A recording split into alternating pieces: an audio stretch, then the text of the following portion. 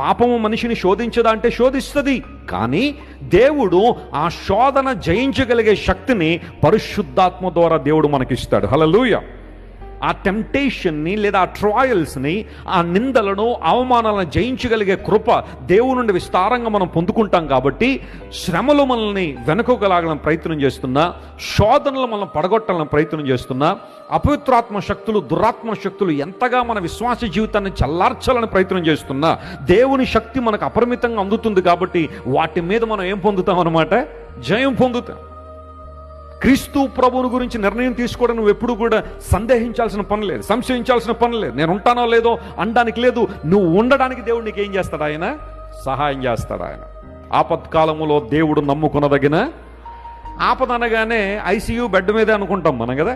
ICU bed మీద దేవుడు సహాయం చేస్తాడేమో, లేదంటే ఓ 10 కోట్ల అప్పులు పాలైపోతేనే సహాయం చేస్తాడు. No my friends, since God is our help, he is Ebenezer. ఆయన మనకు ఎబినేజర్గా ఉంటే కేవలం రోగాల నుండో అప్పుల బాధ నుండి కాదు, నువ్వు ఎదుర్కొంటున్న ప్రతి సంఘర్షణ నుండి ప్రభు నీకు ఏం చేస్తాడు? విడుదలిస్తాడు. ఏ దాస్య గృహంలో ఉండిపోయావు, ఏ ప్లేస్ ఆఫ్ స్లావరీలో ఇంకా ఉండిపోయావు, ఏ ల్యాండ్ ఆఫ్ బాండేజ్లో నువ్వు ఉన్నావు, ఏ దాస్య గృహంలో ఇంకా నువ్వు బంధించబడి ఉన్నావు, విడుదల కోసం అక్కడికి ఇక్కడికి పరిగెడుతున్నావు కానీ విడుదల రావట్లేదే. ఒక త్రాగుబోతనం కావచ్చు, ఒక జూదం కావచ్చు, ఒక పోర్నోగ్రఫీ చూడడం కావచ్చు, ఫోన్